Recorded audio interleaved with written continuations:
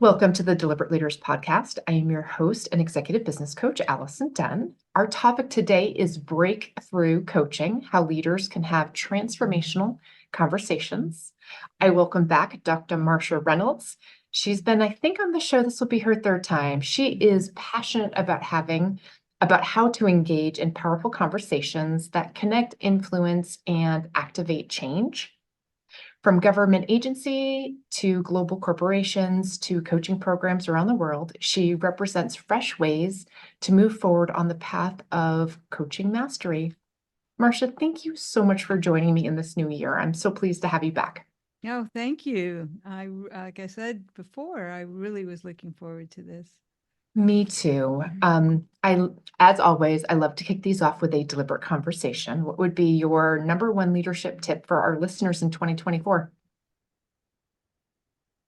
Don't just listen to people, really receive what they have to say, because then they'll want to tell you more.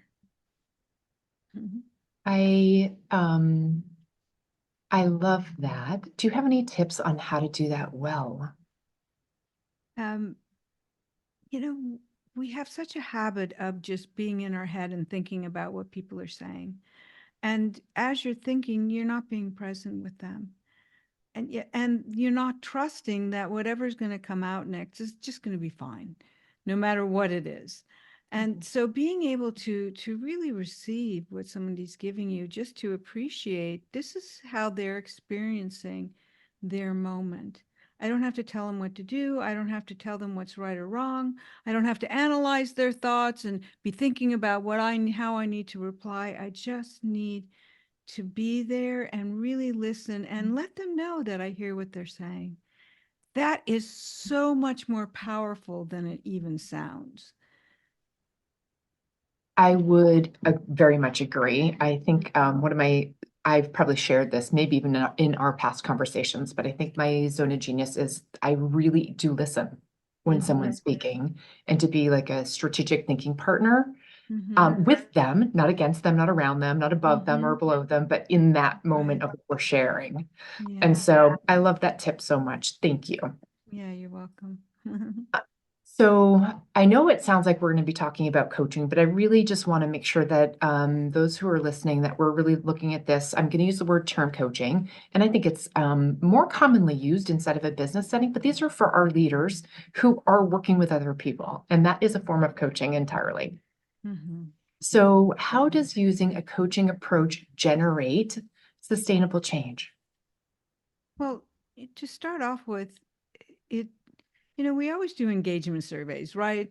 Mhm. And what do your people think of you, and how well do you engage them? But not even understanding what the word means. That engaging is really much more of an energetic connection than it is whatever it is I say to you. Um, that I feel engaged by you, which means that I'm inviting you into this conversation, and so to start that off, that people feel like, wow, you really want to talk to me, you really want to hear me, you really want to listen, I must be important enough for you. And that sense that when I'm talking to you and I feel like you feel I'm important enough to listen, to be with me, that you're there for me, that I'm already going to start to build a trust, and a desire to even talk through issues with you where I may have had a little bit of a wall before. So if I want to help you change your mind, I can't be doing it by telling you what to do, right? We know that. Um, but it first has to start with that you want to talk to me. I can't change your mind if you don't really want to engage with me in this conversation. So that's really the first step to helping people to, like you say, to be their strategic thinking partner. It's that connection that you set up front that then can sustain the conversation to the very end. Do you have any guidance? So I am aware of, like, if you're if I'm genuinely coming to a conversation, I'm just going to use myself for example, which I try to do with everyone I connect with. If you're not receiving something back, is that for leaders who aren't getting that energy exchange back and forth, is that a trust issue?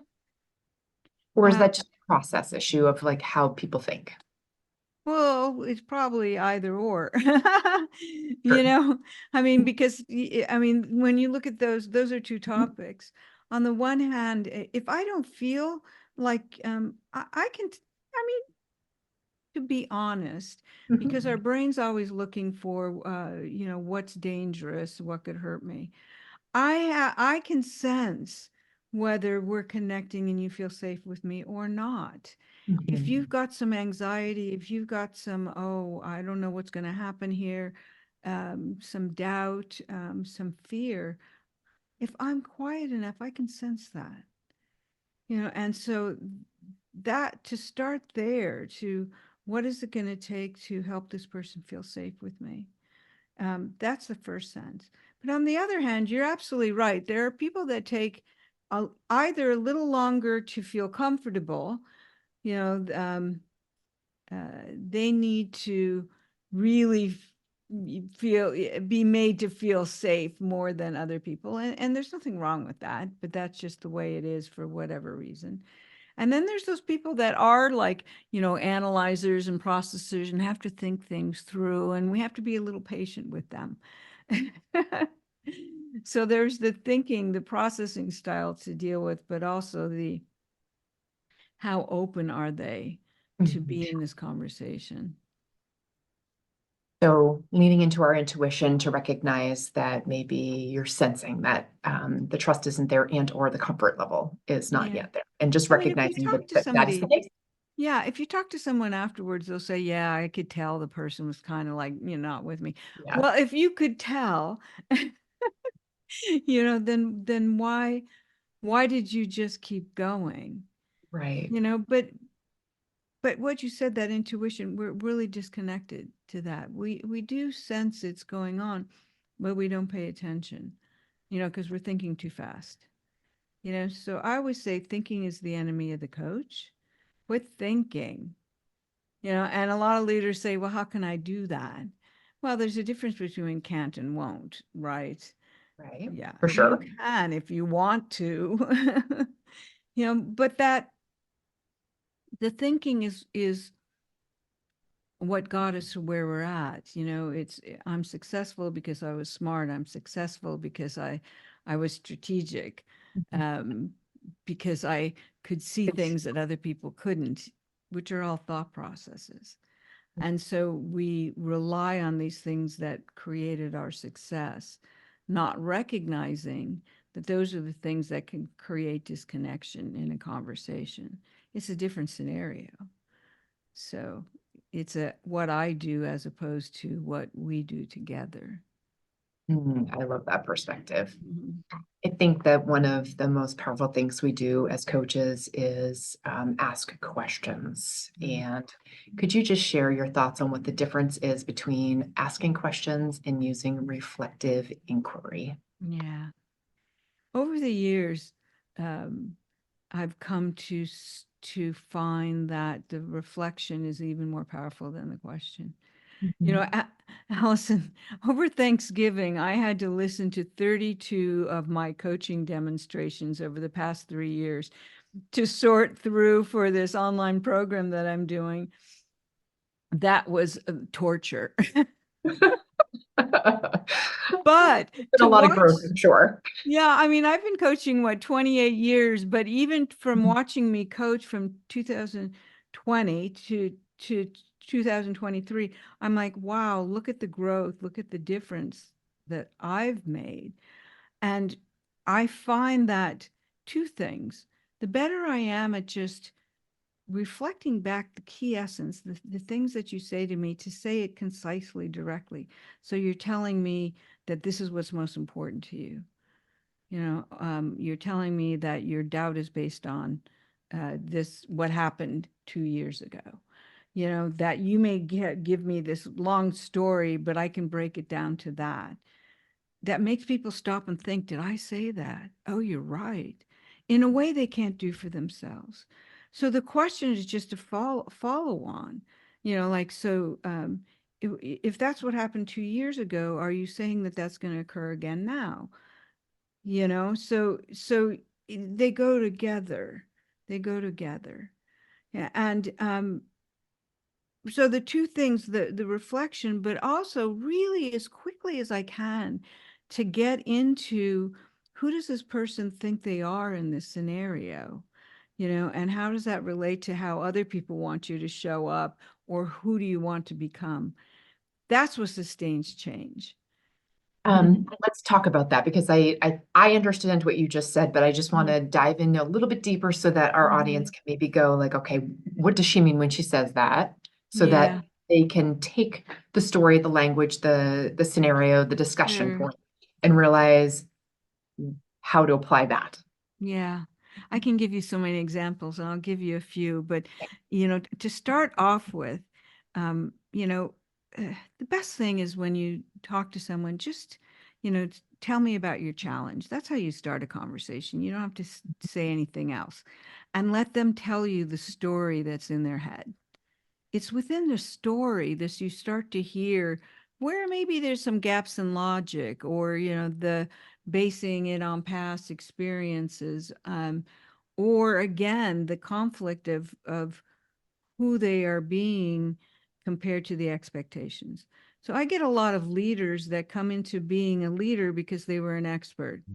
Okay. And then they continue to be the expert and not the leader. Simple scenario.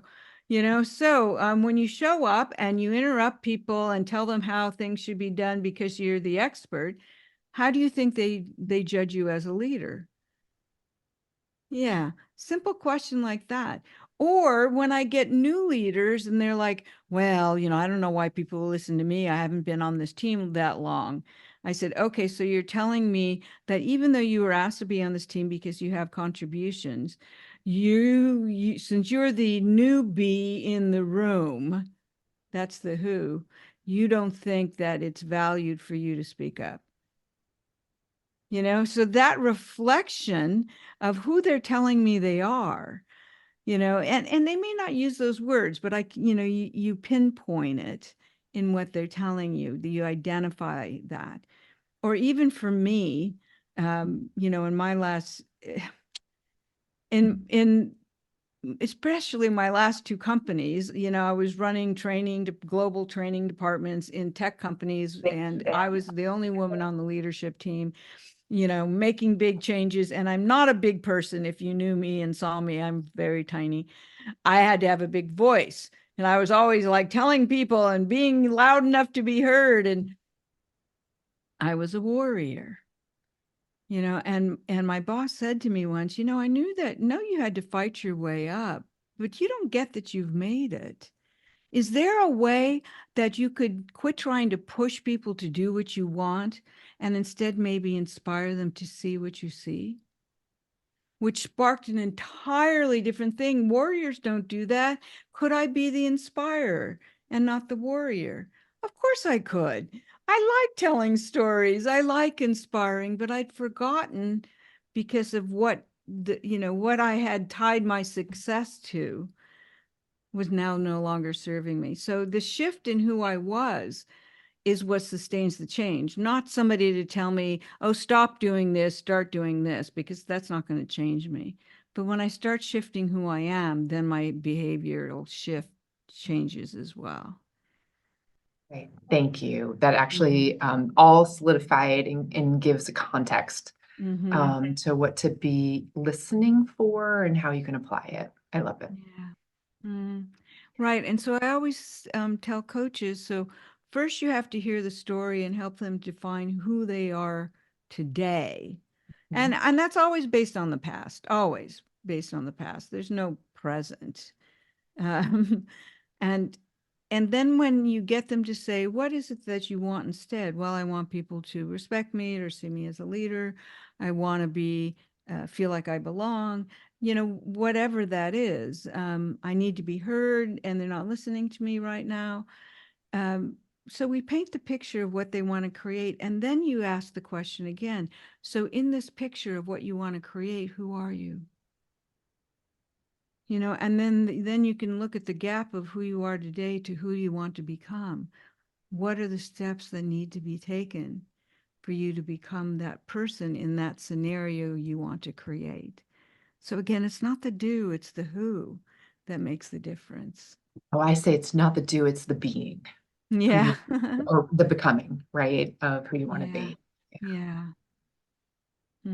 We are at a point in at least the year where a lot of companies are having either performance goals for next year Mm-hmm. or performance reviews from the past year and setting goals for this coming year. Yeah.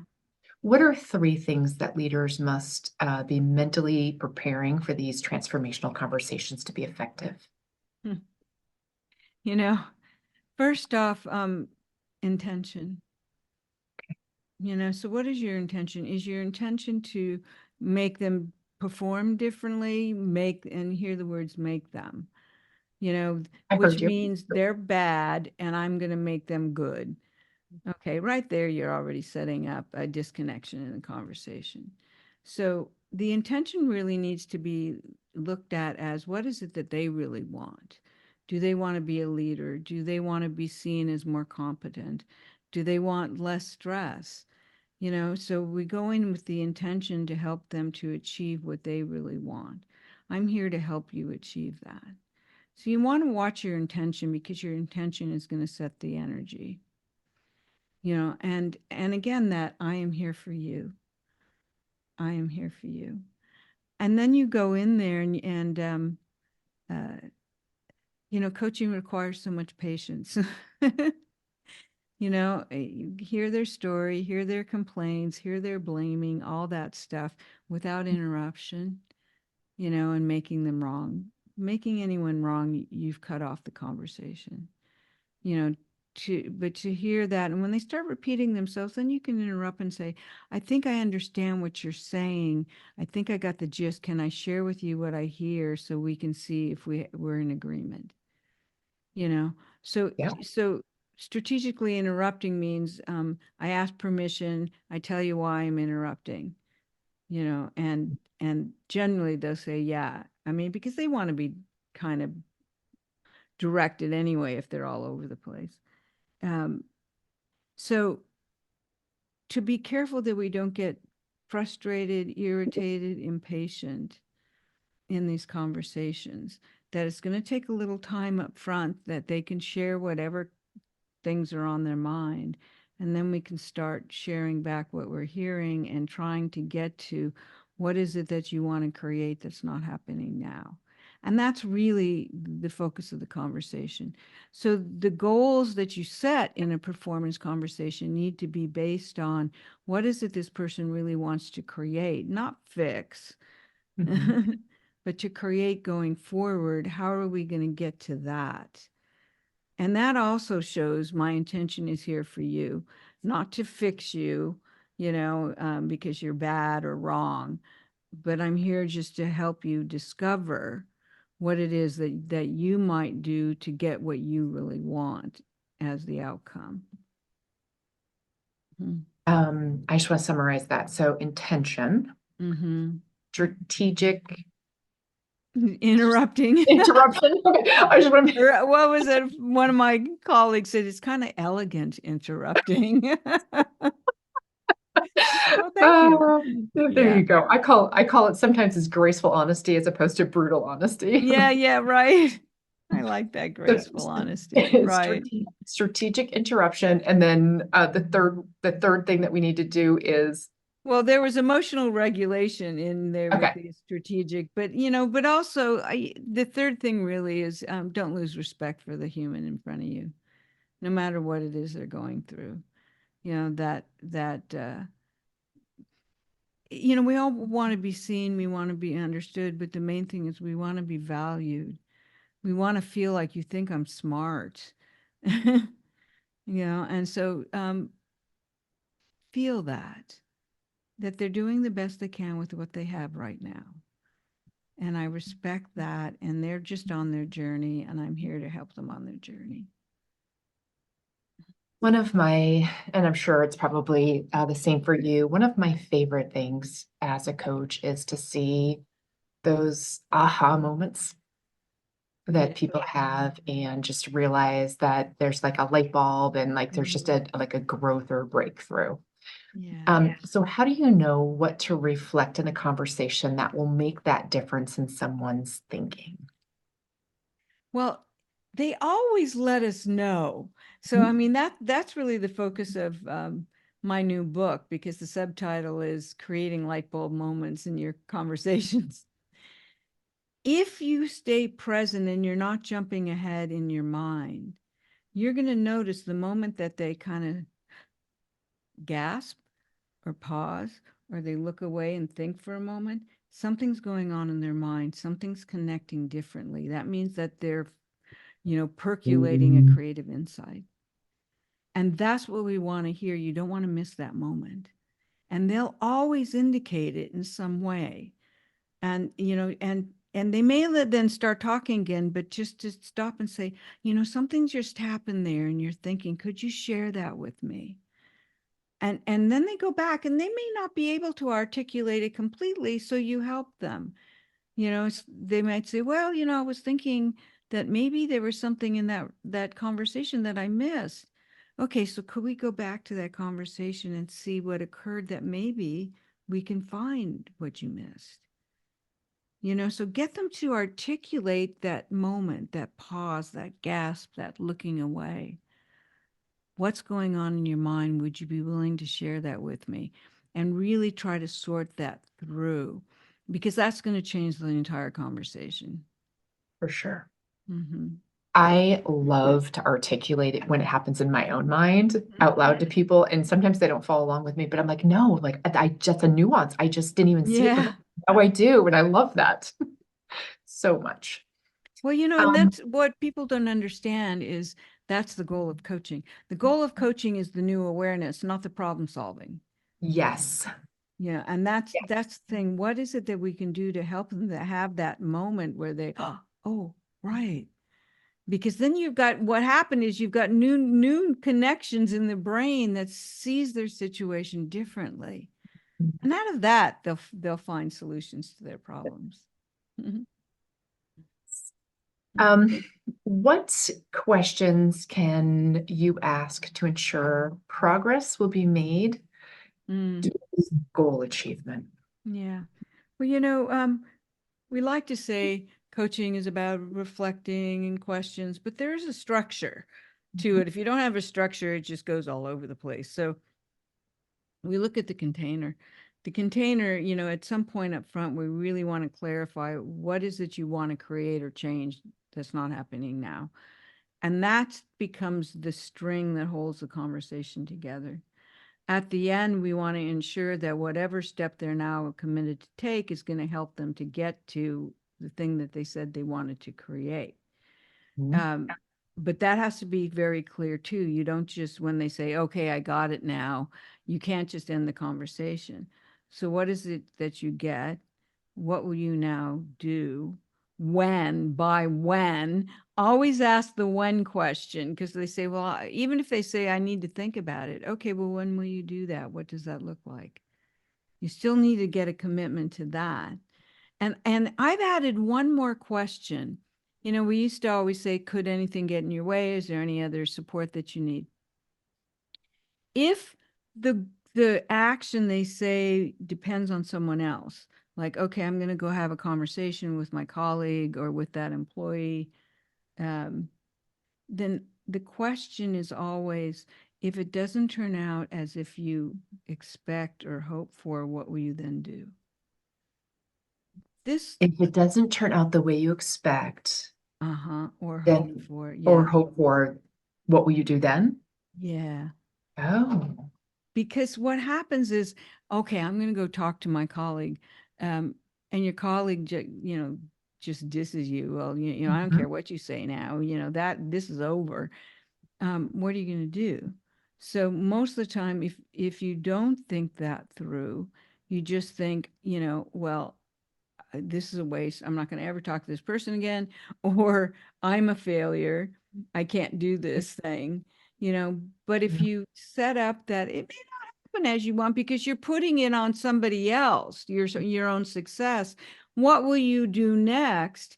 allows you to move through kind of a plan B. It's like, okay, well, if it doesn't happen, this is what I'll do.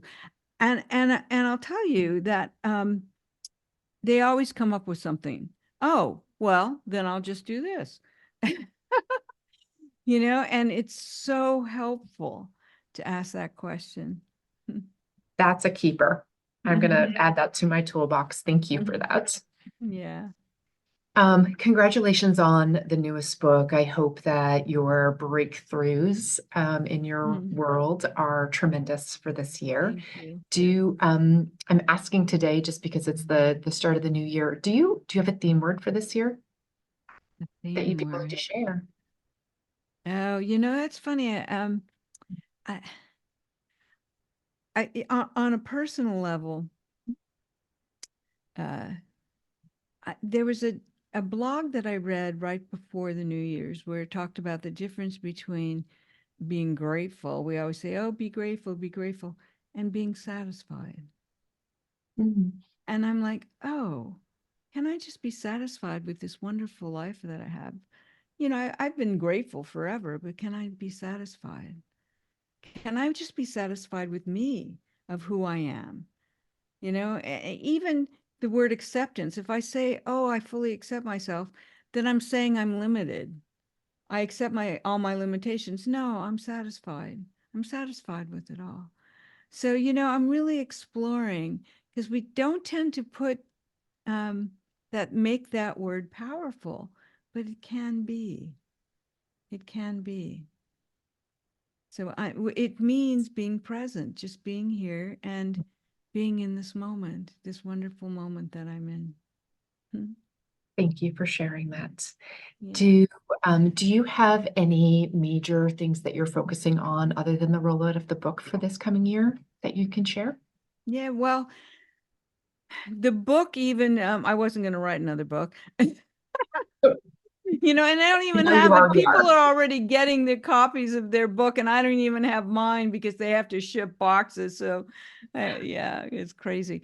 But I had initially agreed to do it because of the online programs I do with coaching.com, and we have a foundational breakthrough coaching program, but we're going to do a deep dive mastery program starting at the end of March. I'm in the middle of designing it right now, and it's going to be so fun. So it's going to be limited, like a 3-week program for just 50 people at a time, a few times a year. And you have to have had some coach training, or you can't just have, walk into the program. You can go through the initial program if you haven't had any coach training. We have that available too. It's self-study. And then you can come on into the mastery program. So that's the plan. That is exciting. Wonderful. And I couldn't think of a better person to be designing that. So congratulations on that. Marcia, as always, I just deeply appreciate connecting and learning about what you're doing. And again, congratulations on the newest book. Thank you. I hope that we get the opportunity in the future to have a 4th podcast together. Oh, always, anytime. I so enjoy our conversations. Thank you.